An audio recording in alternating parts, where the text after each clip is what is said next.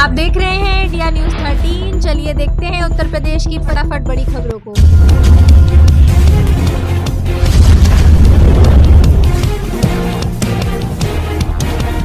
UP में mission 27 से पहले योगी सरकार ने खोला नौकरियों का पिटारा, सपा ने बताया चुनावी स्टंट। उत्तर प्रदेश की राजनीति 2027 की तैयारी में तेज हो गई है। एक तरफ योगी सरकार लाखों नौकरियों का रास्ता खोल रही है, तो दूसरी तरफ अखिलेश यादव महिला सशक्तिकरण और पीडीए के नए राजनीतिक नैरेटिव पर दांव लगा रहे हैं। वहीं विपक्ष भाजपा पर चुनाव आते ही भर्ती का आरोप लगा रहा है। 2027 की लड़ाई में युवाओं और महिलाओं का वोट सबसे बड़ा राजनीतिक हथियार बन चुका है। यूपी सरकार ने पिछले 15 दिनों में कई बड़ी भर्तियों का ऐलान किया है। पुलिस से लेकर पीसीएस और होमगार्ड तक प्रमुख भर्तियां जो निकली हैं।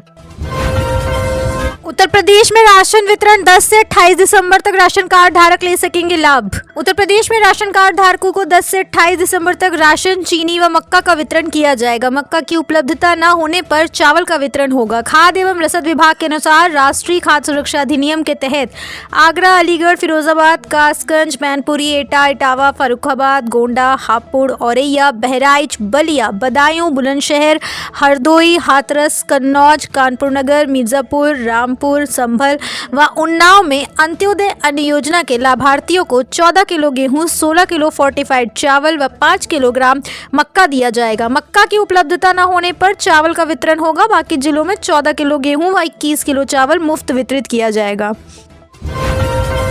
यूपी में अब ना कोई झंझट ना ही परेशानी, बस 5,000 देकर कराएं संपत्ति का बंटवारा।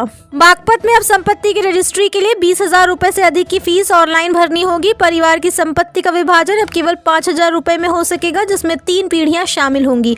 किरायानामा शुल्क में भी भारी छूट दी गई, जिसके तहत 1 साल के लिए 500 रुपए शुल्क लगेगा। यह नियम बागपत, बड़ौत और खेकड़ा में लागू हो गया।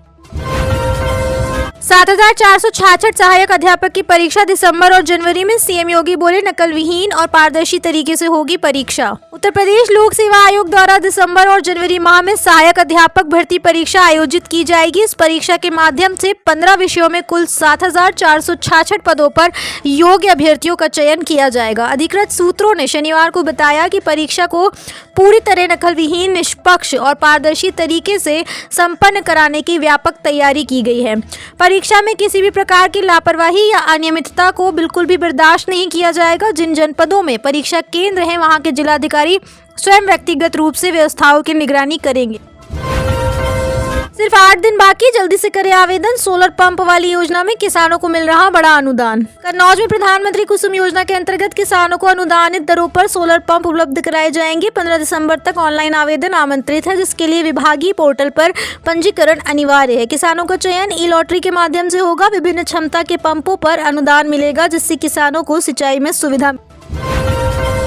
यूपी में स्मार्ट प्रीपेड मीटर उपभोक्ताओं के पोल से नहीं कटेंगे कनेक्शन, ऑटोमेटिक होगा बदलाव। उत्तर प्रदेश में स्मार्ट प्रीपेड मीटर उपभोक्ताओं के लिए नई सुविधा शुरू की गई है। बिजली बिल का भुगतान न करने पर कनेक्शन ऑटोमेटिक तरीके से कट जाएगा और रिचार्ज करने पर जुड़ जाएगा। पहले पोल से कनेक्शन काटने में होने वाली दुर्घटनाओं से भी मुक्ति मिलेगी। सुविधा से उपभोक्ताओं को काफी सहूलियत हो।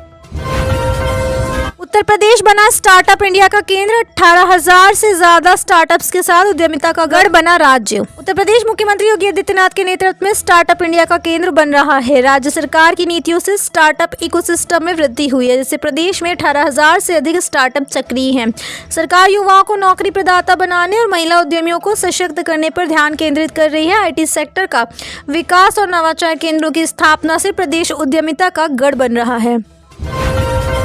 अखिलेश यादव बोले आगरा की पहचान दरगाह और ताजमहल से, हमने भी बीजेपी से सीख लिया समीकरण बनाना। आगरा में अखिलेश यादव ने कहा कि हम लोगों ने भी बीजेपी से समीकरण बनाना सीख लिया है। जनता से सर्वे करवाएंगे, जो जनता की सेवा करता होगा उसे टिकट दिया जाएगा। अखिलेश यादव हजरत शेख सलीम चिश्ती की दरगाह पर चादर चढ़ाने के लिए आए थे। इस मौके पर उन्होंने धागा भी बांधा। पत्रकारों से बातचीत करते हुए उन्होंने कहा कि आगरा की पहचान दुनिया में ताजमहल और दरगाह से है। आगरा की पहचान दुनिया में यहाँ के लोगों के हुनर से है। इस मौके पर राज्यसभा सांसद जया बच्चन, मैनपुरी सांसद डिम्पल यादव भी मौजूद थी। यूपी में बादलों की आवाजाही के बीच चली सर्द हवाएं, आज से बढ़ेगी गलन वाली ठंड। रायबरेली में दिसंबर के पहले सप्ताह से ही कड़ाके की ठंड शुरू हो गई है। रविवार को बादलों और सर्द हवाओं के चलते लोग ठिठुरते रहे। रात के तापमान में थोड़ी बढ़ोतरी हुई, लेकिन ठंड कम नहीं हुई। मौसम वैज्ञानिकों ने मंगलवार से गलन वाली ठंड पड़ने और तापमान में गिरावट की आशंका जताई है। किसानों को गेहूं की फसल की सिंचाई करने की सलाह दी गई। यूपी में 500 करोड़ की लागत से बनेगी प्रदेश की पहली फॉरेस्ट यूनिवर्सिटी, 125 एकड़ में होगा कैंपस। उत्तर प्रदेश में 500 करोड़ रुपए की लागत से प्रदेश की पहली फॉरेस्ट यूनिवर्सिटी बनेगी। 125 एकड़ में फैले इस कैंपस में आधुनिक सुविधाएं होंगी। यह विश्वविद्यालय वन शिक्षा और अनुसंधान को बढ़ावा देगा। छात्रों को वन विज्ञान, वन्य जीव प्रबंधन और पर्यावरण विज्ञान में उच्च शिक्षा प्राप्त करने का अवसर मिलेगा। यह वन संरक्षण और पर्यावरण संरक्षण के क्षेत्र में अनुसंधान को भी बढ़ावा। आप देख रहे हैं देश का number 1 Hindi news channel India news 13, मतलब भारत की आवाज।